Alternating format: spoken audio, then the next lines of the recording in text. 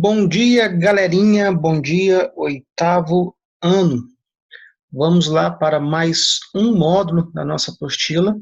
Agora, como vocês podem observar aí, módulo 13, Estados Unidos, as atividades industriais. Bora lá.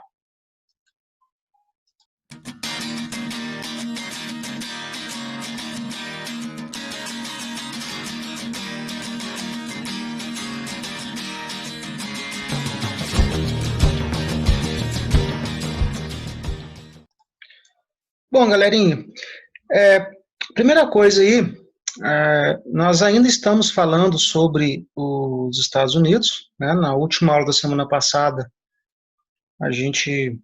nós vimos, né, mais algumas características sobre esse país.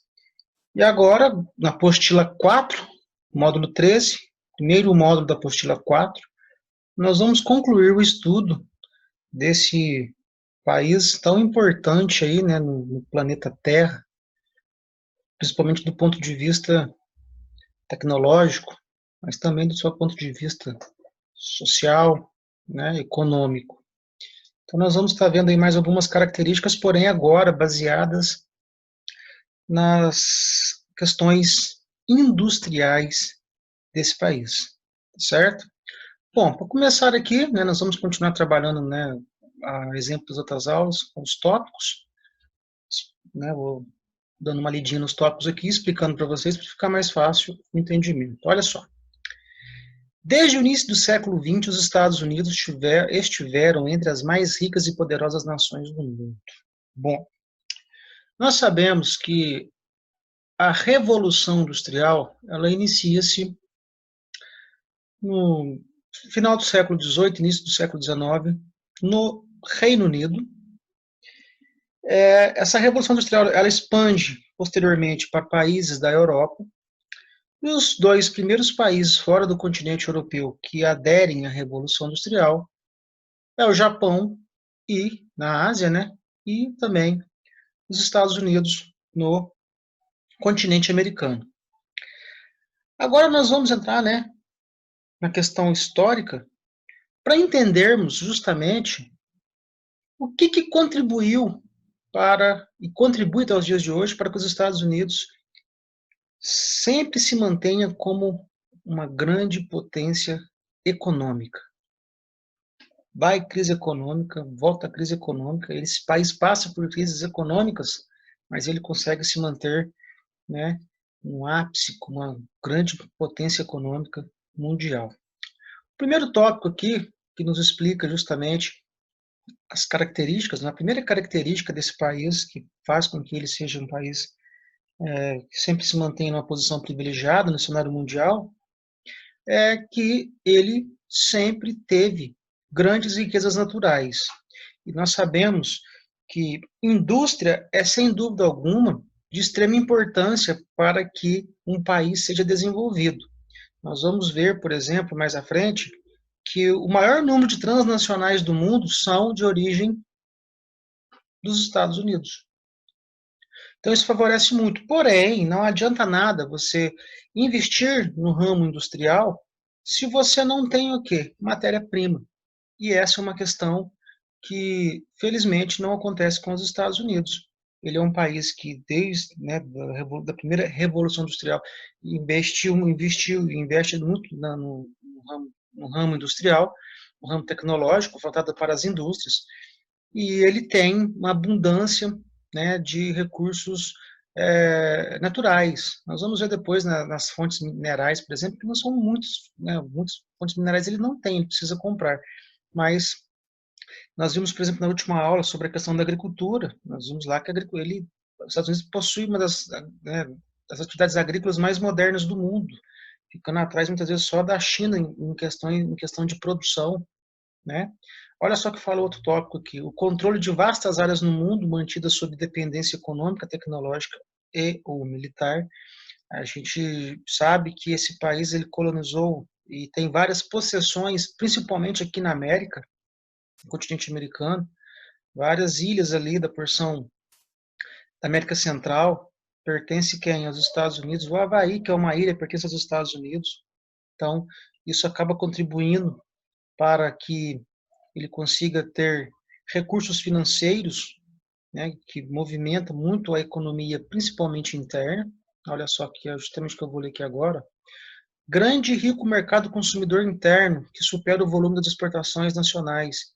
Tem muitos países do mundo que dependem das exportações para movimentar e desenvolver sua economia. Os Estados Unidos não. Ele tem o maior mercado consumidor do mundo. Isso favorece muito para que movimente a sua economia internamente, favorecendo diretamente para que ele não precise ficar exportando produtos do exterior, não precisa ficar comprando produtos de outros países. A entrada de imigrantes que serviram como mão de obra para impulsionar o desenvolvimento, né? Quando começam as primeiras indústrias, muitos imigrantes, né, que ingressam, que chegam até os Estados Unidos, era mão de obra qualificada, justamente porque muitos vieram do continente europeu, já tinham qualificação, e era mão de obra barata. Então, isso era uma economia para o país. E, claro, que favorecia muito, né, o desenvolvimento econômico dele.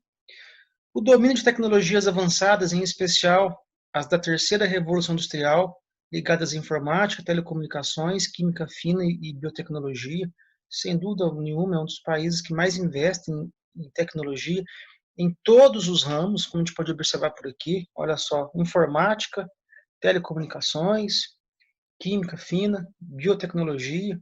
Nós estamos vendo aí a questão do coronavírus. Quem está aí correndo atrás, um dos países aí, né, que está correndo atrás para ver se acha a cura para essa doença, justamente os Estados Unidos. Claro que competindo com outros, como por exemplo a China, né, que hoje é o país que está mais próximo do desenvolvimento econômico dos Estados Unidos no mundo. A abundância de bens produzidos pela indústria, aliada à grande produção agrícola, é o que nós estudamos na última aula, né? Ele tem uma agricultura moderna, muito avançada, o território dele, algumas características naturais favorecem muito, né, o trabalho na agricultura, e essa agricultura nós vimos na última aula que está diretamente interligada com a indústria. Então, é outra questão que favorece muito, né, o desenvolvimento econômico desse país. As fontes de energia, eu disse para vocês no início ali, né, que ele é rico em recursos naturais, porém, ele não é rico em todos os recursos naturais. A gente pode observar aqui, olha lá. Os Estados Unidos têm confortáveis reservas de quase todos os itens energéticos, mas dependem parcialmente da importação de alguns, né? Ou seja, ele precisa estar comprando algumas matérias-primas voltadas para a área de energia, né? Ele precisa estar importando. Inclusive, aqui eu tenho um gráfico, que é o mesmo que vocês têm na apostila, que mostra muito bem, né, a evolução do consumo de energia de 1970 até 2016. Esse gráfico aqui é bem interessante. Vamos pegar aqui primeiramente, olha só, o carvão mineral.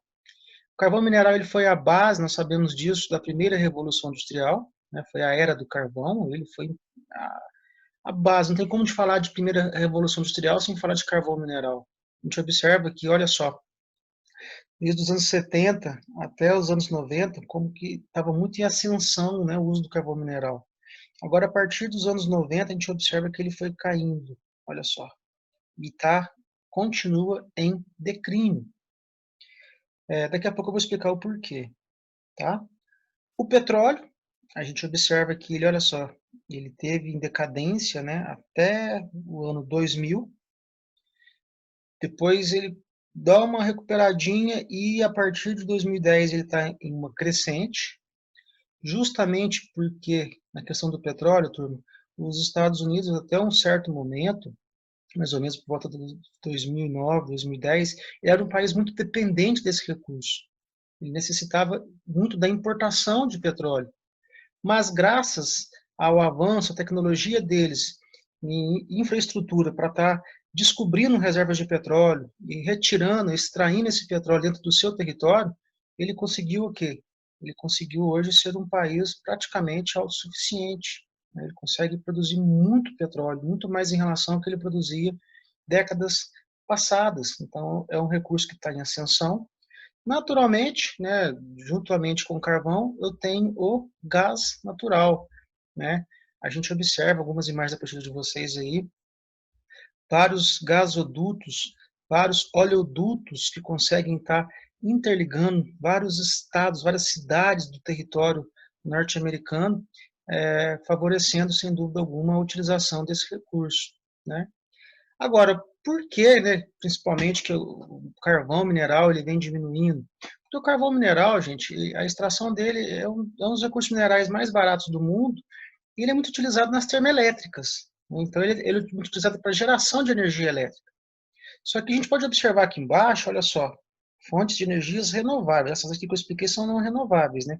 A gente pode observar nas renováveis que os Estados Unidos vêm investindo muito na utilização dessas fontes de energia. A nuclear, que era uma das principais que eles utilizam na geração de energia, a gente pode observar que ela vem declinando a partir de 2010.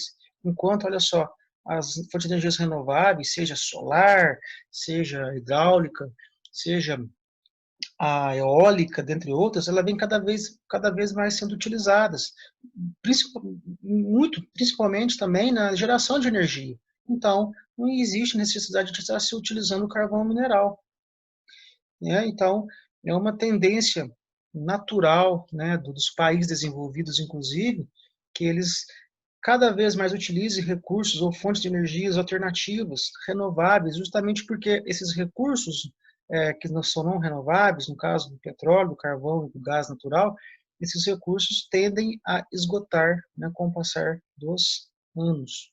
Sem falar da poluição ambiental que esses recursos causam, né?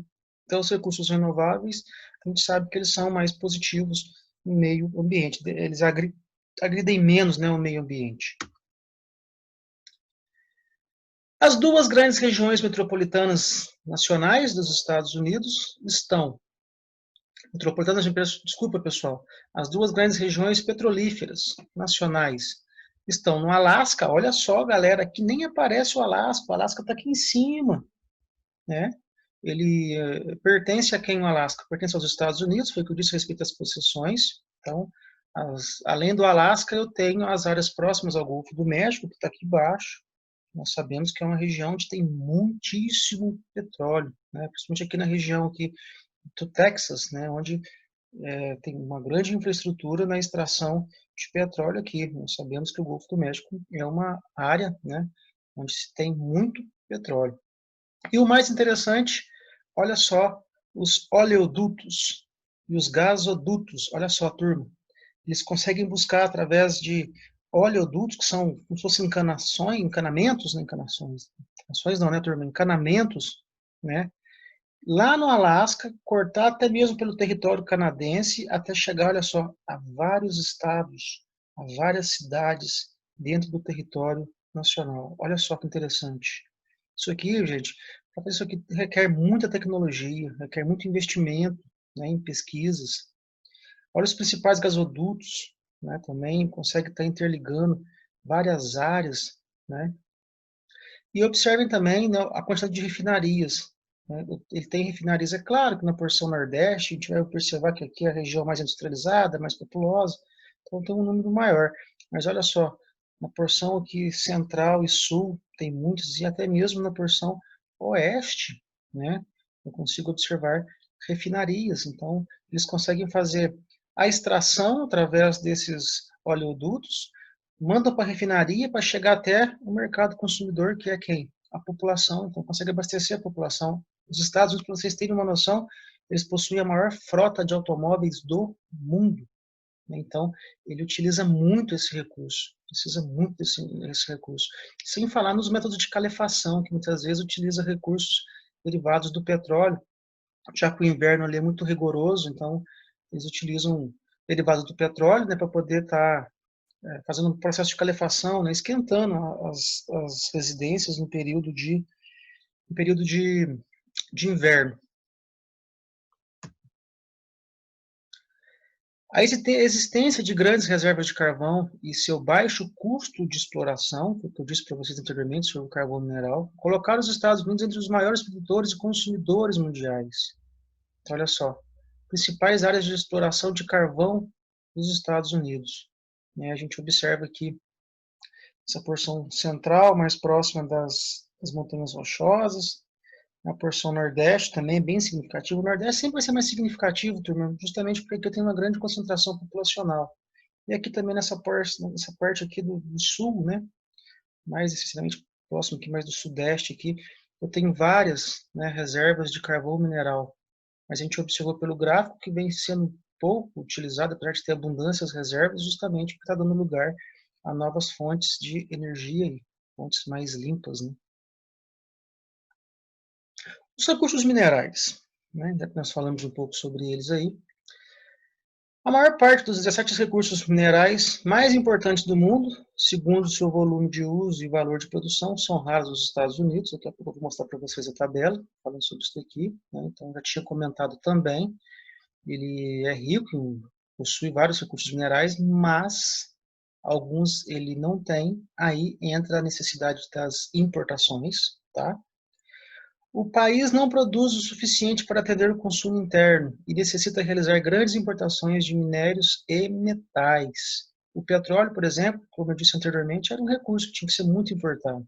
Hoje, por mais que ele possa importar petróleo, não é em grandes quantidades como ele importava antigamente. Justamente como eu disse aí para vocês mais para trás aí, ele consegue estar investindo, né, em tecnologia para estar descobrindo novas reservas. A gente observou que até na Alasca, que é uma região tão fria, né, de uma área cúmia, né, de difícil ocupação humana, mesmo assim ele consegue estar descobrindo ali recursos minerais e está trazendo para as áreas mais populosas, industrializadas, né, do país, mas necessita desse recurso. Olha só, mundo, principais recursos minerais produzidos em 2016, produção total e participação dos maiores produtores. Isso aqui é até interessante, né, turma? Para estudar sobre a China no ano que vem, mas olha só, um dos motivos que está fazendo com que a China seja essa grande potência econômica, né? Saindo um pouquinho dos Estados Unidos, para vocês entenderem, olha como que ele é o maior produtor de quantos, olha só, recursos minerais, olha, ferro é o primeiro, fosfato, manganês, depois você pega o zinco, pega chumbo, estanho, molibdênio, olha só. E ele também fica em segundo lugar, olha só como é que a China é um dos países que mais aparecem aqui nesse cenário, né? Então, o recurso mineral é matéria-prima, gente. O país que tem isso aqui favorece muito a economia do país, é que ele não precisa estar comprando, né, esses produtos de outros dos países que têm isso daqui, que tem esses recursos minerais. Agora, já olha os Estados Unidos. Ele é o terceiro maior produtor. A gente observa que ele não fica em primeiro nenhum, tá vendo? E olha que o território norte-americano ele é bem extenso, né? Já vimos isso aí. Ele fica em primeiro em fosfato, primeiro não, terceiro, fosfato, também terceiro em chumbo, terceiro em molibdênio, né? Então, muitos recursos minerais, os mais utilizados no mundo, a gente observa que ele necessita importar, né? E acaba tendo que importar porque justamente ele desenvolve muita tecnologia, e nessa tecnologia, muitos recursos que são utilizados na produção de eletrônicos, por exemplo, na área de informática, entre outros, necessita, muitas vezes, de recursos minerais que eles não disponibilizam em seu território. O poder de investimento é uma outra característica dos Estados Unidos que faz com que ele seja essa grande potência econômica. O nível de investimento internacional se reflete na quantidade de empresas transnacionais que o país tem. Os Estados Unidos são a matriz de uma parcela muito significativa dessas empresas. A alta capacidade de investimento estadunidense também favorece o país na sua atuação nos mercados mundiais. Ele é um país que tem muita grana, então um país que tem muita grana, ele consegue estar investindo, ele consegue estar gerando investimentos, inclusive em outros países, que é onde entram as transnacionais. Quantas empresas transnacionais que são de origem norte-americana, mas estão espalhadas pelo mundo? Se a gente chegar na nossa casa e abrir a prateleira, abrir a geladeira, abrir o seu guarda-roupa e ver as marcas que nós consumimos, a gente vai observar que são marcas industriais de transnacionais que são produzidas aqui no Brasil, mas a origem daquela marca não é brasileira. A partir do momento que eu vou lá no mercado e compro uma Coca-Cola, ela foi produzida no Brasil, mas a Coca-Cola não é brasileira, é norte-americana. Ah, eu fui lá, comprei um celular da Apple, beleza, lindo e maravilhoso. Comprei aqui no Brasil, foi produzido no Brasil, beleza, mas não é uma empresa brasileira, é uma empresa dos Estados Unidos, ela é de origem norte-americana, né? Então, quantas empresas transnacionais estão espalhadas pelo mundo, em todos os ramos da nossa vida, seja no ramo alimentício, seja no ramo médico hospitalar, remédios, por exemplo, seja no ramo agropecuário, que nós já estudamos na última aula. Então, é sem dúvida alguma um país que conseguiu, né, graças aos investimentos, ter uma grande quantidade de transnacionais de origem deles, como a gente pode inclusive observar por aqui, pelo gráfico. Olha só. Mundo, país e sede das 500 maiores empresas transnacionais em 2015. Olha só, turma. 25,6% das transnacionais do mundo são de origem dos Estados Unidos. Em segundo lugar fica a China. Terceiro lugar, o Japão. Aí depois, as próximas colocações, eu tenho países de origem europeia, né? E esses outros países, inclusive, são países considerados emergentes, como o Brasil, né? Nós temos aí algumas indústrias que são originalmente brasileiras e são transnacionais, existem outros países do mundo. Mas olha só os números significativos, né?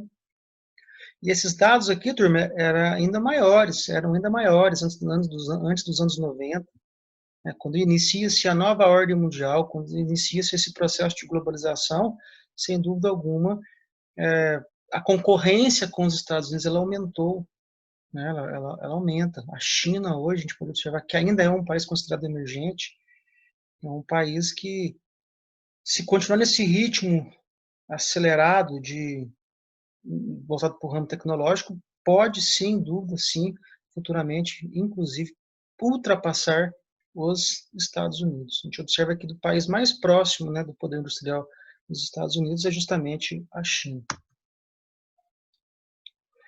Essa questão aqui, turma, eu tirei de um Você Sabia, que vocês têm aí na postura de vocês, tá? Porque eu acho muito importante, né? Nós estamos falando e observando que os Estados Unidos,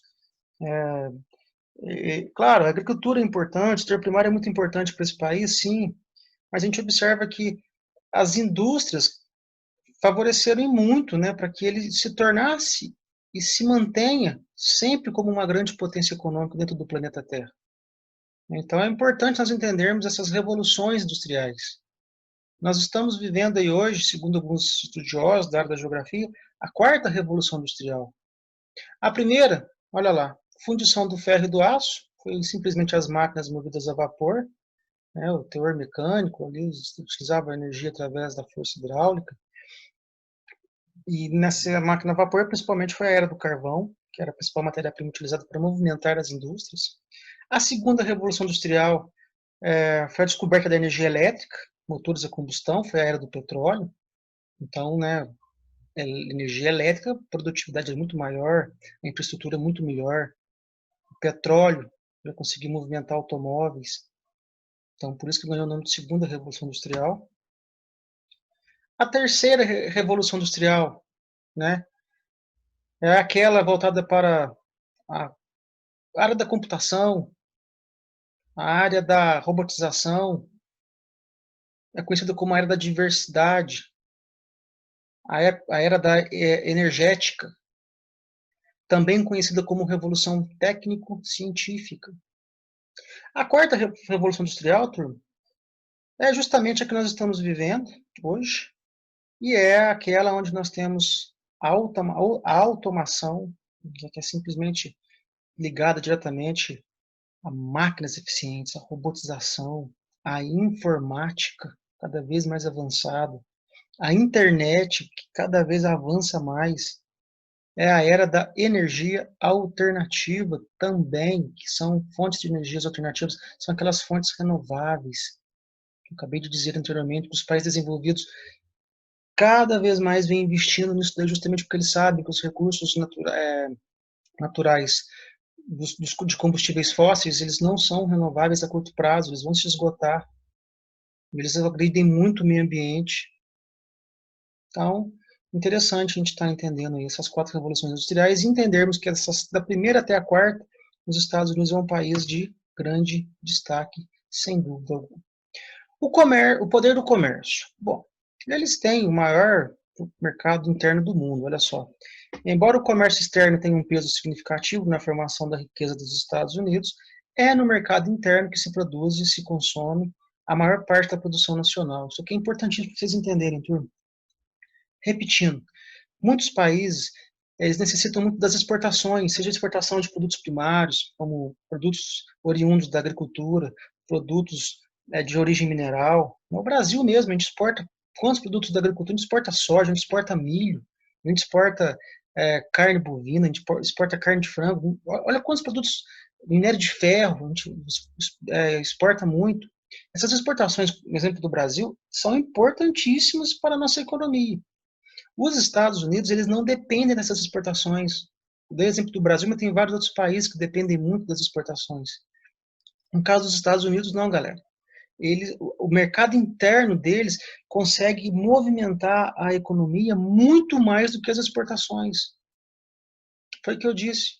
É o maior mercado consumidor do mundo. O PIB deles é muito alto justamente pelo poder de consumo que a população tem. Aqui do lado, olha lá, Estados Unidos, gastos com compra de mercadorias e serviços em bilhões de dólares. Olha lá, moradia, recreação, móveis, veículos, roupas e calçados, serviços de transporte, hotéis e restaurantes, saúde, serviços de recreação, alimentos e bebidas, gasolina e fontes de energia, seguros e serviços financeiros. Olha só, gente, quantos bilhões de dólares esse país consegue movimentar internamente durante um ano. São números muito expressivos, né? Se a gente for pegar outros países do mundo, a gente não vai ver os números tão expressivos, por mais que seja outro país desenvolvido, como é o caso dos Estados Unidos. A produção industrial. Os Estados Unidos eram no início, né, a industrialização, iniciando ali na metade do século XVIII, ainda dentro da primeira Revolução Industrial. Ela tem início, né, nesse processo industrial. A fase inicial foi impulsionada pela riqueza de ferro e carvão mineral, já expliquei isso para vocês, né, principalmente do carvão mineral, que foi a base, né, da primeira Revolução Industrial. E esses recursos minerais, eles são abundantes, né, no leste do país, que é a área mais populosa, a área de colonização mais antiga. Então, isso acabou contribuindo muito para estar atraindo as primeiras fábricas, né, baseadas nas máquinas movidas a vapor. O crescimento daquela época, claro que ele foi lento, e o que contribuiu, nós já comentamos sobre isso também, foi a entrada de imigrantes, né, que contribuiu para o processo de urbanização. A gente pode observar aqui que já na metade do século XIX, contribuiu muito para que tivesse o aumento do mercado interno, né? É aquilo, turma, para vocês entenderem esse último tópico. Não adianta nada, você pode produzir, você investir em industrialização. Beleza, você produz. Mas se você não tem quem compre o seu produto, isso não movimenta a economia, isso não cresce a sua economia. Quando os Estados Unidos começam a receber os imigrantes para trabalhar justamente nas primeiras fábricas do país, esses imigrantes, além deles trabalharem, eles eram o quê? Eles eram poder de consumo. Eles eram pessoas que, além de trabalhar, recebiam salários, mas eles também precisavam consumir. Então, eles compravam, o salário que eles ganhavam, eles compravam produtos norte-americanos dos Estados Unidos. Isso lá atrás começa para o aumento, né, do mercado interno. Então, esses imigrantes foram essenciais no desenvolvimento econômico dos Estados Unidos, semelhante ao que acontece em vários outros países, como também o Brasil, aí, quando passa pelo processo de urbanização. Se eu tenho processo de urbanização, eu estou aumentando meu processo de industrialização, eu preciso ter uma infraestrutura. E os Estados Unidos é um país que investiu muito desde de décadas passadas na construção de estradas de ferro, de numerosos portos, portos com uma grande e boa infraestrutura. O que não apenas entregou o país, mas também facilitou as exportações e importações. Então, ele consegue interligar áreas de um lado para outro, áreas distantes, através do transporte ferroviário, consegue estar interligando, encurtando as distâncias. A gente sabe que encurtar distâncias faz parte do processo de globalização. Tempo é dinheiro.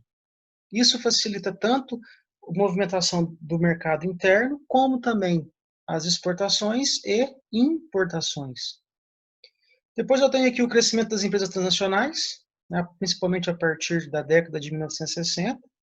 Ali em década de 60, já, com o crescimento das transnacionais dos Estados Unidos, ele já começa a competir justamente com o Japão e a Alemanha.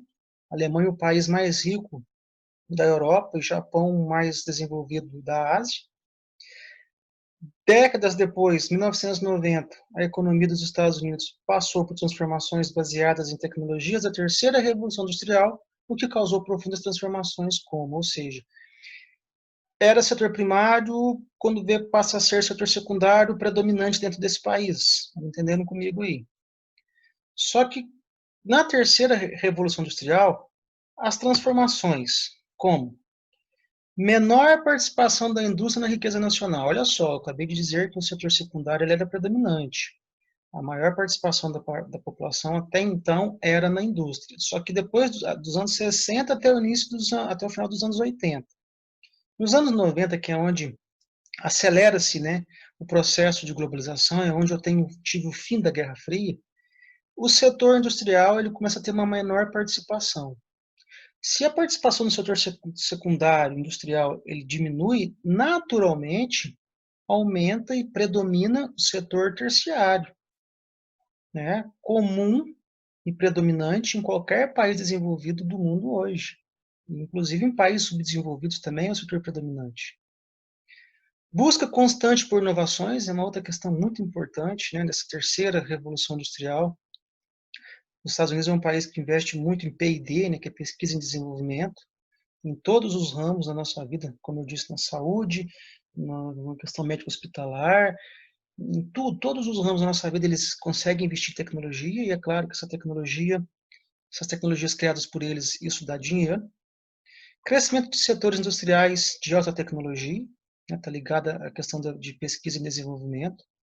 Descentralização da indústria, antes concentrada no Nordeste, nós vamos ver isso aqui um pouco mais à frente, né, aqui já, né, a seguir estão atualmente as maiores áreas industriais do país. A gente observa, olha só, por muito tempo, pessoal, essa área aqui, que está de rosa, né, que é o Manufacturing Belts, nós vamos começar a falar sobre ele daqui a pouco, foi a área de maior quantidade industrial, aqui que tinha todo o desenvolvimento em tecnologia, em todos os ramos aí, né, da nossa vida aí, era aqui. Até porque é no leste que chegam também os colonizadores. Por aqui que foi colonizado esse país. E a gente vai ver daqui a pouco também o que contribuiu para que ficasse primeiramente aqui. Mas, nos últimos anos, principalmente depois dos anos 90, aconteceu e vem acontecendo um processo de descentralização industrial. Ou seja, olha só, outras regiões industriais, está de verdinho. Eu vou tendo indústrias por várias partes do país.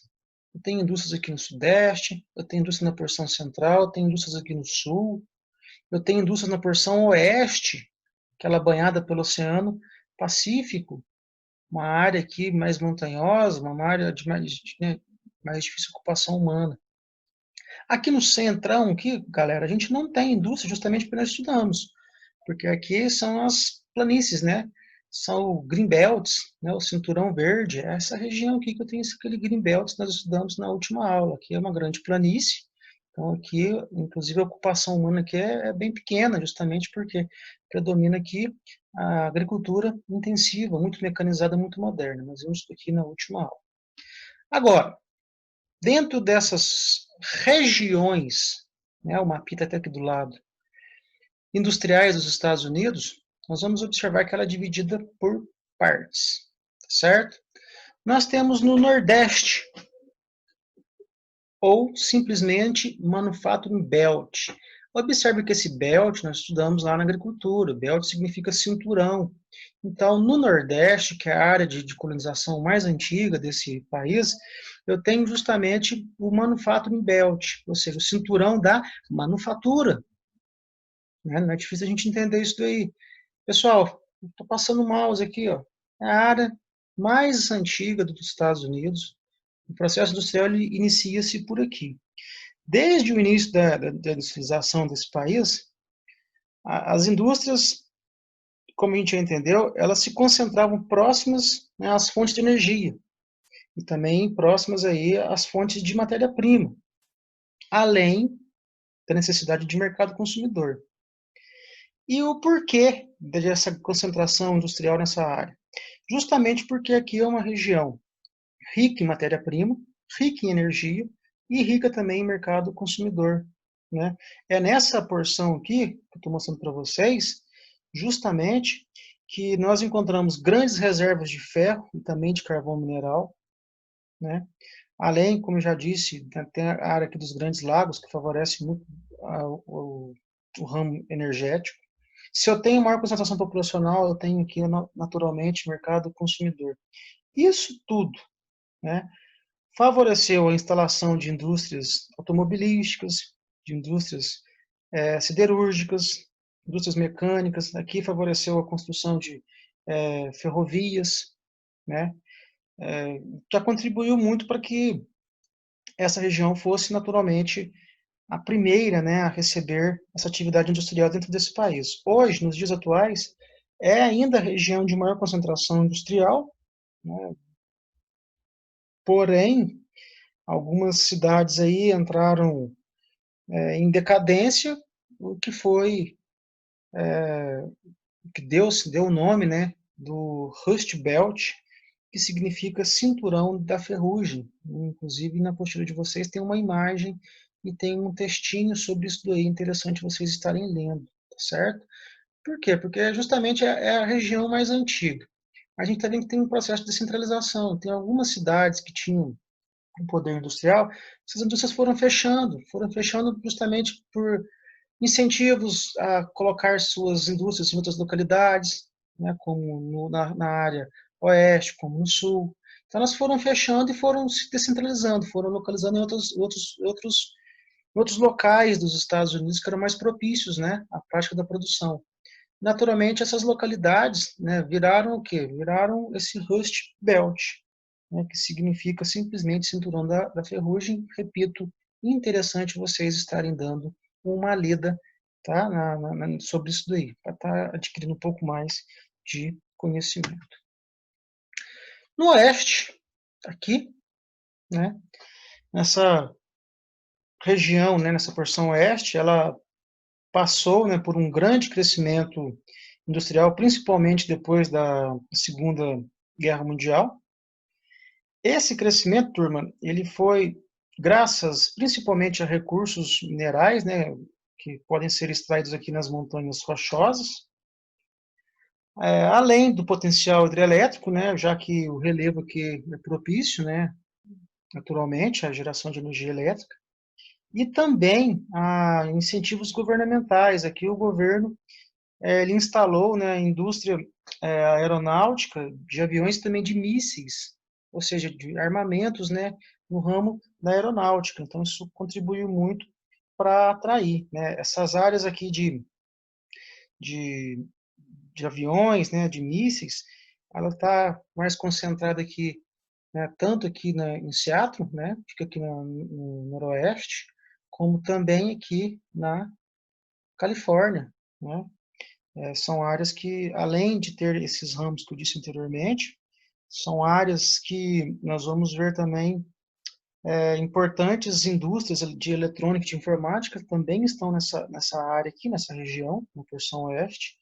Indústrias de eletrônica e informática que nós conhecemos aí, como, por exemplo, a Microsoft, como, por exemplo, a Apple, né? A sede da Apple está justamente nessa região aqui, além da Microsoft. No sul, ou simplesmente Sunbelt, né, cinturão do sul, tá aqui embaixo, né.